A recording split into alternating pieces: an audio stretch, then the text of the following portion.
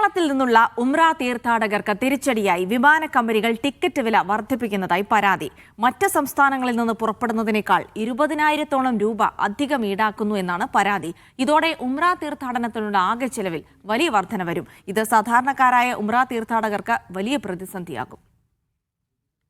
ഉംറ തീർത്ഥാടകരെ പ്രതിസന്ധിയിലാക്കുന്ന രീതിയിലാണ് വിമാന കമ്പനികൾ കേരളത്തിൽ നിന്നുള്ള ടിക്കറ്റ് റേറ്റ് കുത്തനെ ഉയർത്തുന്നത് എന്നാണ് ആക്ഷേപം.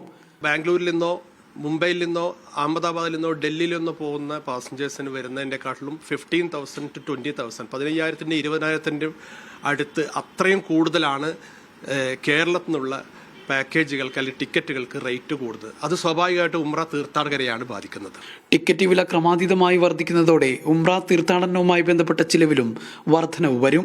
നേരത്തെയൊക്കെ 80,000-നും 85,000-നും പാക്കേജ് പോയിരുന്നത് ഇപ്പോൾ 1,00,000-ന്റെ മുകളിലേക്ക് വരുന്നത് കേരളത്തിലെ ഉംറ തീർത്ഥാടകരെയാണ് പ്രതിസന്ധിയിലാക്കിയിരിക്കുന്നത്. ഫ്യുവൽ സർചാർജിന്റെ ഭാഗമായാണ് ടിക്കറ്റ് നിരക്കിലെ വർധനവ് എന്നാണ് കമ്പനികൾ നൽകുന്ന വിശദീകരണം. ഫ്യുവൽ സർചാർജിനെ പറഞ്ഞുകൊണ്ട് ഇറാൻ അമേരിക്കൻ യുദ്ധവുമായി ബന്ധപ്പെട്ടാണ് ഇതിന്റെ റേറ്റ് കൂടുതലുമായി ബന്ധപ്പെട്ട് വിമാന കമ്പനികൾ പറയുന്നതെങ്കിലും അതേ സംഗതി ഇന്ത്യയിലെ മറ്റ് സംസ്ഥാനങ്ങളിൽ നിന്നുള്ള ഡിപ്പാർച്ചറുകൾക്കൊന്നും ബാധിക്കുന്നില്ല എന്നുള്ളതാണ് വാസ്തവം. പക്ഷേ ഫ്യുവൽ സർചാർജ് വരികയാണെങ്കിൽ ഒരു എയർലൈൻ്റെ എല്ലാ സെക്ടറിനെയും ബാധിക്കേണ്ടതാണ്. അത് ബാധിക്കുന്നില്ല. ഇനിയും ടിക്കറ്റ് നിരക്ക് കുത്തനെ കൂട്ടാനുള്ള ശ്രമമാണ് വിമാന കമ്പനികൾ നടത്തുന്നതെന്നും ഇതിനെതിരെ അടിയന്തര ഇടപെടൽ വേണമെന്ന ആവശ്യവും ശക്തമാണ്. മീഡിയ 1 മലപ്പുറം.